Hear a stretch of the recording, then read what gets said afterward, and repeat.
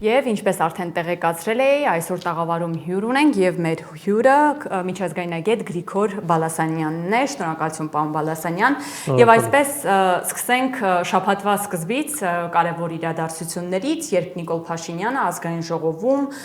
հայտարարեց, որ առաջարկում է Մինսկի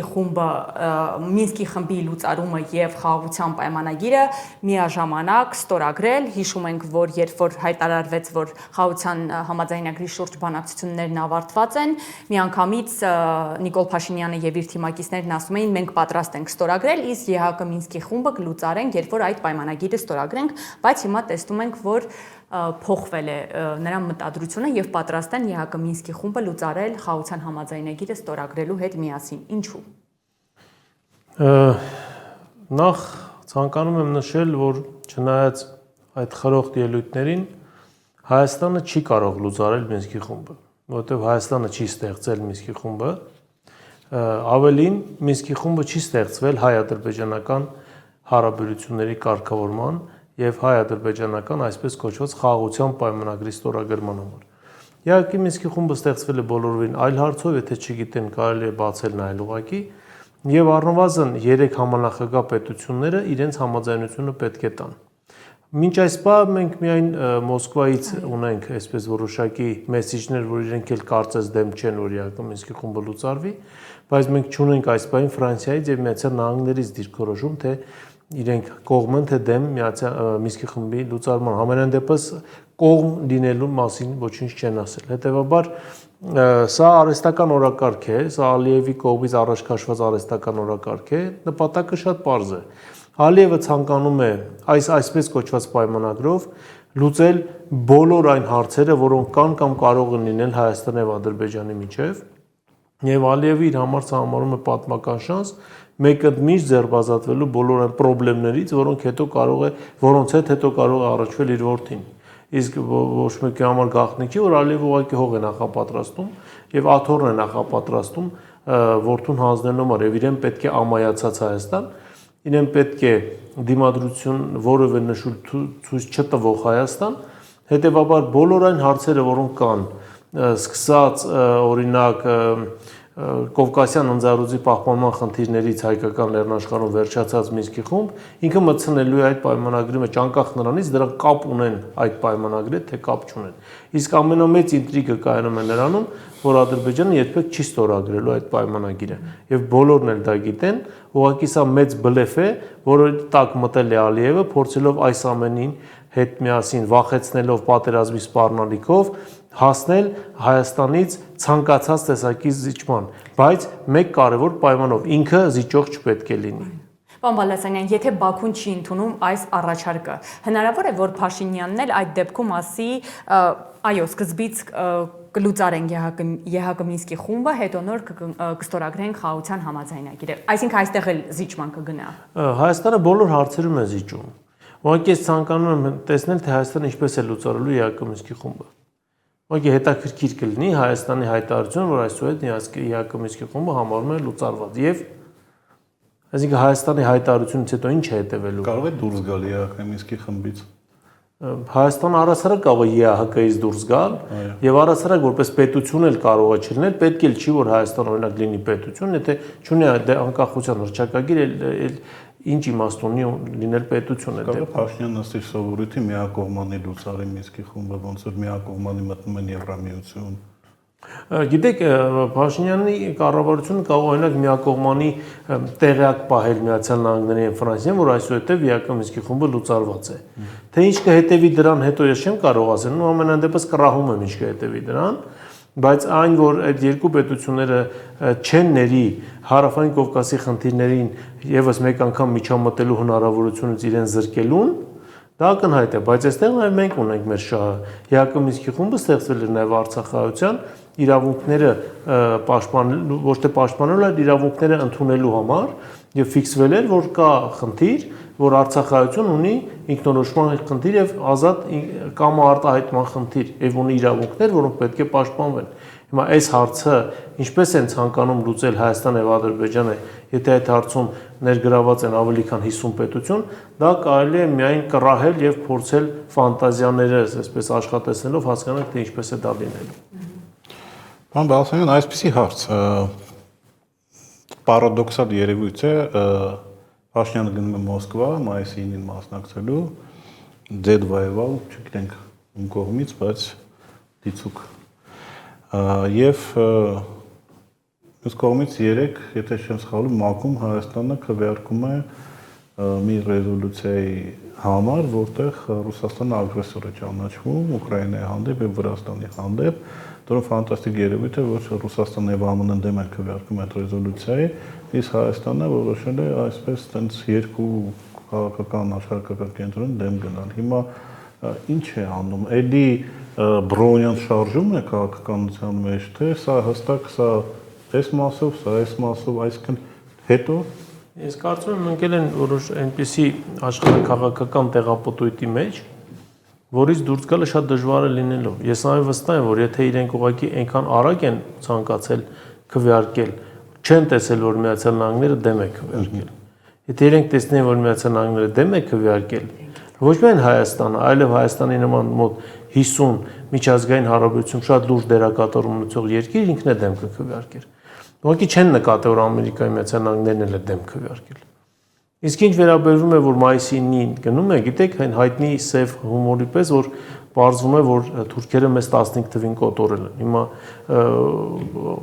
բան Ալեն Սիմոնյանի հայտարարությունը, որտեղ գիտեք ինչ են գնում, որտեղ մենք հաղթող ժողովուրդ ենք։ Նոր իմացել ենք, որ մենք հաղթող ժողովուրդ ենք, էլի։ Այսինքն այսպես սպոնտան ոտի վրա որոշումներ կայացնելը, սա ոչ միայն պատիվ չի բերում Հայաստանին, այլ նաև Հայաստանը դարձնում է բոլորի աչքում պետություն, ով վերջնական որոշում կայացնելու եւ առհասարակ կայուն որոշում կայացնելու հնարավորություն չունի։ Սա չի բխում մեր շահերից։ Իսկ մայիսին Փաշինյանի նստածն Լուկաշենկոյի կողքը իսիրելի գործընկերոջ։ Ես չեմ բացառում, որ նաև Լուկաշենկոն հոտնկայս խմի հայ-բելարուսական հարաբերությունների կենացը եւ այդտեղ ձայնը փոխանցի Հայաստանի կառավարության ղեկավարին Ալավերդին տա, նայել վերցնի շարունակեց, ոչինչ չեմ բացառում։ Եվ այն փութաջանության, որով պայքարում էին մեծ հայրենականի հետ կապված, այն պետությունը, որտեղ Լենինգրադի այսպես բլոկադայի զոհերի հիշատակին դրված ծաղկեպսակները ոչնչացնում են գիշերվա ընթացքում եւ այդ ոչնչացնողին բռնում են, բայց հետո իր այդ ըստեյության ոչինչ չի լինում։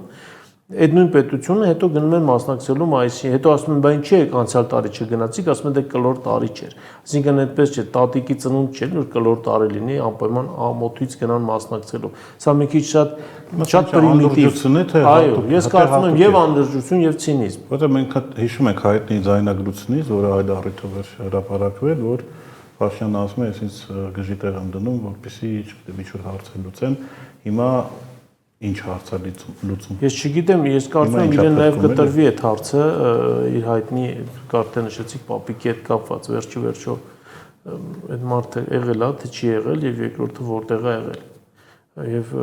արդյոք նույն անուն ազգանուն հայրանունով ծննդյան թվով նույն գյուղում եղել է երկու մարդ։ Դա էլ է շատ հետաքրքիր պարադոքսալ բան, մայիսի 9-ը ես կարծում եմ 80-ամյակը այդ հարցերի պատասխանները կտա։ Հիմա թե ոնց կլինի դա, ես մի քիչ դժվար եմ պատկերացնում, բայց ես դատելով այս ամեն ինչից վստահ եմ, որ նաև այնտեղ կքննադատվի Ուկրաինայում նացիզմի գլուխ բարձրացնելը, նաև այն պետության կողմից, ով կողմ է քվեարկել Ռուսաստան ագրեսոր ճանաչելու հայտնի բանաձևին։ Այնպես որ ամեն ինչ կարելի է սպասել եւ իրավիճակը այնպես է զարգանում, որ այդ դա խոսում է նաեւ աշխարհակական ցայտնոտի մասին, այսինքն ստիպված ոտքի վրա որոշումներ են կայացվում, որոնք մեկը հակասում են մյուսին։ Պարոն Բալասանյան, վերադառնանք այսպես կոչված հայ-ադրբեջանական խաղաղության գործընթացին, 1 ամսից ավելի է, ինչ կողմերը հայտարարեցին, որ խաղաղության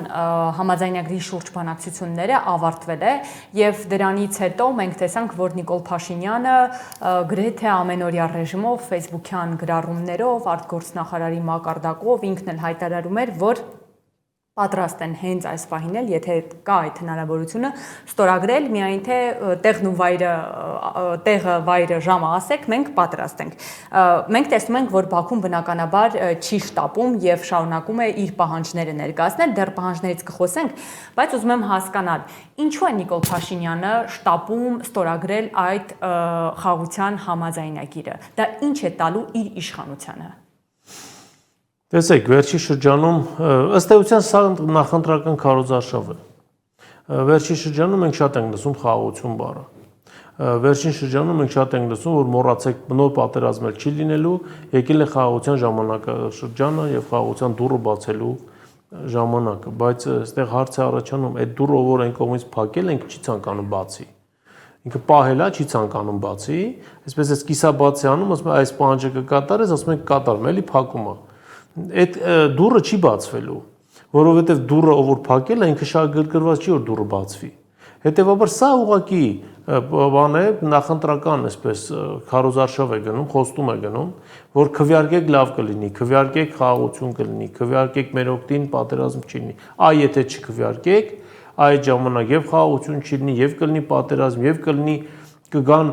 ի հայտ կգան ռևանշիստներ, իսկ դες պետք է ռևանշիստներ ռետորական հարց, որ ուղղվում է էլեկտորատին, այսինքն այս այն ամենը ինչ որ արվեց օրինակ 18 թվականին հակա կոռուպցիոն պայքարի շրջանակներում մոբիլիզացնելով հասարակությանը ըստ էության հիմա դա արվում է խաղաղության օրակարգի ուղղակի այստեղ մի բան երևի միջև վերջ հաշվի չեն առել այդ խաղաղության օրակարգը ստեղծողը թելադրողը եւ կատարողը ցավոք սրտի իրենք չեն Իսկ իրենցից ոչ մի բան կախված չի։ Թուրքիայից է կախված։ Առաջին հերթին Ադրբեջանից։ Մենք Ադրբեջանի այսպես դերը մի քիչ շատ ենք իջեցնում, բայց ես կարծում եմ այսօր Էրդողանն այն վիճակում է, որ ինքն է ավելի շատ կախված Ալիևից, քան Ալիևն է կախված Էրդողանից։ Ինչու՞։ Քաղաքական առումով, ֆինանսական առումով, այսօր թուրքական տնտեսությունը գտնվում է իր պատմության մեջ երևի ամենածանր վիճակում։ Իսկ դա ուղիղ ճանապարհ է ռազմական հեղաշրջման։ Չլինի Ադրբեջանից ֆինանսական ներարկումները, թուրքական տնտեսությունը չի կարողանալու այս ամեն ինչից ուշքի գալ։ Հետևաբար Ալիևը պետք է այսօր Էրդողանին օտուջերի պես եւ Էրդողանը Ալիևին իր որդու շատ է սիրում։ Դա ակնհայտ ցույց է տալիս նաեւ չելթակցնում, որտեղ պետք է իրեն։ Հետևաբար Ալիևից է նաև կախված տարածաշրջանում խաղաղություն, իսկ Ալիևը չի ցանկանում խաղաղություն։ Դա շատ պարզ է, կարծում եմ բոլորը սրան պետք է այս մասին մտածեն։ Պարոն Բալասանյան, երբ է Հայաստանը պահանջելու ռուս սահմանապահներին լքել հայ-թուրքական սահմանը։ Ես կարծում եմ, երբ խաղաղության պայմանագրի մասին կգան վերջնական եզրակացության կամ կստորագրեն կամ կնախաստորագրեն, դրանից հետո կառաջանա հարց այդ դեպքում, եթե մենք Թուրքիայի հետ խնդիր չունենք, իսկ հիմա ցանկանում են հասարակության մեջ այդ նարատիվները տարածել, որ մենք Թուրքիայի հետ ընդհանրապես խնդիր չունենք, որ Թուրքիան են Թուրքիան չի։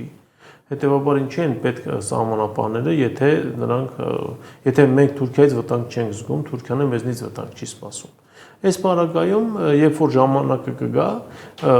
իրենք անպայման կբարձրացնեն նաև հայ-թուրքական սահմանից սահմանապահների դուրսբերման հարց։ Ուղղակի այստեղ մնում է հարց, կհասցնեն արդյոք այդ ամենը անել, թե ոչ, որովհետև իրավիճակը այնպես է զարգանում աշխարհաքաղաքական, ամերիկացիներն արդեն նոր քարտեզներ են գծում եւ նոր Յալթա երկուսների մասին են խոսում։ Հետևաբար այդ տարածքը, որի վերաբերյալ մտածում են, որ դա կամ Թուրքիայի հսկողության տակ կամ Եվրոմիության հսկողության տակ այդ տարածքը հայտնվելու է բոլորովին այլ պետության հսկողության տակ, ում սահմանապահներն այսօր կանգնած են հայ-թուրքական սահմանին։ Այսինքն դուք չեք բացառում այն փաստը, որ ամեն դեպքում Ռուսաստանը ի վերջո կսկսի զբաղվել տարածաշրջանով։ Գիտեք, դատելով այն տեղեկություններից, որ ստացվում է ռուսական մամուլից, նաև կադրային փոխակերպումների հետ կապված, ես կարծում եմ հետաքրքիր շրջանը մեր տարածաշրջանում նոր է սկսվում։ Եվ եթե այն անունները, որոնք տրվում են, այդ մենեջերների անունները, եթե նրանք իրոք այս ուղղության պատասխանատուն են դառնում, իսկ նրանք առնվազն Աբխազիայում ապացուցեցին, որ կարող են ճգնաժամային մենեջմենտ իրականացնել եւ թուրքական ծրագրերը վիժեցնել, ես կարծում եմ մենք այստեղ կտեսնենք բավականին հետաքրքիր իրավիճակ դրանից բխող հետևանքներով։ Ինչ օրինակ կձեռնարկի Ռուսաստանը եւ դուք հաշվարկում եք արդյոք Իրանի, ես մի քիչ լայնացնեմ, Հայաստանով հետաքրքրվող ներկայացին 3 երկիր կա՝ Ռուսաստան, Իրան եւ ինչքան տարօրինակ է Չինաստան, որը որոշակի, այսպես ասենք, խոշոր շարժումներ է անում դեպի Հայաստան։ Մենք գիտենք, որ Վրաստանը բավականին ուժեղացել է հանդերձ Չինաստանի, ինչ կձեռնարկեն երկրները, որպեսզի կարողանան Հայաստանին շեղել այդ թուրքական ուղեցրծած։ Ռուսաստանը խոսեցիք մոտավորապես։ Այո, այսօր ակնհայտ է, որ կա Ռուսաստան-Իրան առանցք եւ նաեւ Չինաստանը դրա հետևում կանգնած ըստ էության։ Իսկ իրենց համար ամենից կարևորը, որ թուրքական տարը չակտիվանա եւ նրանցից յուրաքանչյուրը ունի իր պատճառները, թե ինչու պիտի թուրքական տարը չակտիվանա։ Սկսած ույգուրներից վերջացած արևմտյան Ատրպատականով կամ իրանական Ադրբեջանով։ Հետևաբար Իրանի համար նաև սահմանային այսպես իմ դիտարկմամբ այսպես զորով անցկացված համատեղ զորավարժությունները, որովհետև դրա մասին հայկական կողմը կարծես ոչ մի տեղեկատվություն, ինչ գիտենք, տեսնում ենք իրանական։ Եթե չեմ սխալվում, ադրբեջանցիներն են որոշակի զորավարժություններ անում։ Իրանցիները միգուցե ուշադիր չեմ եղել, բայց այն դրույթը, որ սահմանային անցակետերի վրա հարձակում են հետմղում, խոսում են մասին, որ այս խաղաղության պայմանագրի հետ կապված Իրանը ունի լուրջ վերապահումներ եւ ինքը չի էլ թաքցնում։ Հետևաբար սա նաև լինելու է Ռուսաստան-Իրան-Չինաստան պայմանավորվածության արդյունք, որ տարածաշրջանում կհաստատվեն նոր խաղի կանոններ եւ կհաստատվեն, ես հույս ունեմ, երկարատև եւ ընդմիշտ։ Հնարավոր է Չինաստանը կուլ տա այս տարածաշրջանը, ինչպես ենթադրենք Հին Աֆրիկայում անում կամ ինչ-որ կողքի երկրներում մեծաթիվ այդպես ինվեստիցիաներ դել եմ ասում, այսինքն ես ինչքան հասկանում եմ, բավականին մեծ եւ գայթակղիչ պատետով է ինքը յուրաքանչյուր երկիր մտնում, ինչ կարող են մեզ առաջարկել։ Նախ մեզ առաջարկելուց առաջ Հայաստանը պիտի դուրս գա կրոնական ազատությունների ալյանսից, որը ըստ էության հակաչինական պակտ է։ Երկրորդը Չինաստանը պիտի վերջապես այստեղ դեսպան նշանակի, որ 7 ամիս է մենք այստեղ հավատարմատար ունենք։ Դեմարշ է թե ինչ է։ Այո, դեմարշ է։ Եվ կապված Թայվանի հետ որոշակի ինչ-որ հայտարարություններ են եղել, որոշ մեր իշխանական շրջանակներից Թայվանի հետ հարաբերությունների հաստատման հետ կապված ինչ-որ դրանից ելնելով եւ նաեւ որ 20 թվին Հայաստանում մտավ այդ կրոնական ազատությունների ալյանս, Չինաստանը դեմարշ է անում եւ դեսպան չի ուղարկում։ Բայց կուլ տալ ես չեմ կարծում, որովհետև Չինաստանն այսօր այդ ամենը կաներ, եթե Ռուսաստան Միացյալ Նահանգներ լարված հարաբերություններ լինեն, ինչպես Բայդենի ժամանակ։ Հիմա Տրամպը գնում է Ռուսաստանի հետ հարաբերությունների լավացման ի հաշիվ նաև Չինաստանի, նրա դեմ այսպես դրակոնյան պատժամիջոցներ կիրառելով, այս պարագայում ես կարծում եմ Չինաստանի խորժակը մի քիչ կզսպվի եւ չեմ կարծում, թե նրան թույլ կտան կուլ տալ Հարավային Կովկաս։ Պարոն Բալասանյան, օրեր առաջ Նիկոլ Փաշինյանը խոսեց նոր սահմանադրությունից եւ նշում էր, որ պետք է, ավելի ճիշտ իր կարծիքով, նոր սահմանադրությունում չպետք է լինի հղում անկախության հռչակագրին։ Առաջարկում եմ նախ բոլորով դիտենք այդ հատվածը, հետո հարցը կտամ։ Ես ասել եմ, որ իմ կարծիքով այդ տեքստը նրա մասին է, որ Հայաստանի անկախ հանրապետություն, պետականություն չի կարող լինել, դա անհնար է։ Եթե ես սա ասում եմ, հետեւաբար ես չեմ կարող ասել, որ նոր սահմանադրության տեքստում պետք է լինի հղում անկախության հռչակագրի։ Ընդհակառակը, ես կարող եմ ասել, որ իմ կարծիքով նոր սահմանադրության տեքստում չպետք է լինի հղում անկախության հռչակագրին, բայց էլի ուզում եմ ասել, որոշողը Հայաստանի Հանրապետության ժողովուրդն է, իհարկե փաստարկներ կողմ եւ դեմ փաստարկներ բերողը քաղաքական ուժերն են, քաղաքական առաջնորդները։ Պարոն Բալասանյան, գիտենք, որ այնպես նշեցի, խաղաղության համաձայնագիրի շուրջ համաձայնություն ունենալուց հետո, այսինքն բանակցությունները ավարտվեցին, բայց Բաքվից շարունակվեց հնչել երկու պահանջ, դա այն է, որ մեր սահմանադրությունը պետք է փոխվի, որովհետև ըստ Ալիևի այնտեղ տարածքային նկրտումներ կան Ադրբեջանի դեմ, եւ երկրորդը, որ ԵՀԿ Մինսկի խումբը պետք է լուծարվի, հիմա կենտրոնանանք հենց սահմանադրության պահանջի վրա։ Սահմանադրության մեջ հղումը անկախության հռչակագրին իսկապես խոչընդոտում է հայ-ադրբեջանական այսպես կոչված խաղաղության գործընթացին եւ եթե նույնիսկ Փաշինյանը այս հայտարարությունը անում է եւ եթե իսկապես նոր սահմանադրությունում այդ հղումը չի լինում անկախության հռչակագրին, այս հայտարարությունից հետո Բաքուն կստորագրի այդ համաձայնագիրը թե ոչ։ Այսինքն սա բավարար է Բաքվի համար թե ոչ։ Ես կարծում եմ ոչ։ Բաքուն հետո էլի պահանջներ է դնելու, օրինակ հայկական բանակը լուծարել, ասենք օրինակ Սևանա լճից համատեղ օգտվել, Հայաստանի երկրորդ եւ երրորդ նախագահներին հանձնել։ Ու այդպես լիքը պահանջներ, այսինքն ամեն օր Ալիևը կարտանա մի բան կհորինի։ Բայց այստեղ ուղղակի հարցը առաջանում, եթե անկախության հռչակագրին մենք հղում չենք տալիս, բա ինչին ենք հղում տալիս, այսինքն Հայաստանը ո՞ց է անկախացել, ինչի հիման վրա է անկախացել։ Այդ դեպքում իսկ միգուցե գործատության մեջ է դրվում խորհրդային Հայաստանի սահմանադրությունը։ Այսինքն ինչ է ստացվում, Հայաստանը սահմանադրություն ունի, որտեղ հղում չի տալիս ինչ որ մի բանի, դե ինչի հիման վրա ենք անկախացել։ Դե երևի իրենց ուզող մասը Ղարաբաղին առնչվող հատվածն է։ Չգիտեք ոնց, նախ ամբողջ աշխարհում սահմանադրության փոփոխությունը յուրաքանչյուր երկրի ներքին գործն է, եւ դա ուղիղ միջամտություն է ներքին գործն։ Եվ երկրորդ, այս հարցը կարելի է փակել հակընդդեմ հայց ներկայացնելով Ադրբեջանի դեմ իր սահմանադրությունը փոխելու պահանջով։ Իր սահմանադրությունը, քանզի իր սահմանադրությունը եւ ներկայիս Ադրբեջանի սահմանները ամբողջությամբ հակասում են իրար։ Այս սահմանները չի կարող լինել Ադրբեջանի տարածքային ամբողջականությանին, քանզի Ադրբեջանը այդ սահմանները համարում է խորհրդային օկուպացիա։ Բայց հարցը ոչ ոք չի բարձրացնում։ Փաշինյանն ասում է, բայց մենք տեսնում ենք, որ Բաքվից բնականաբար չեն արձագանքում։ Նայած ոնց են ասում, ասելուն ձև կա։ Հայտարարությունների մակարդակ։ Այո, ասելուն տեղ կա։ Եվ վերջի պահին արդեն որ հասել են ինչ-որ բան սկսում ես հայտարարել, դա արդեն իմաստ չի ունենում։ Շնորհակալություն, պարոն Բալասանյան։ Ես թողարկումը կշարունակեմ վայրկյաններ անց։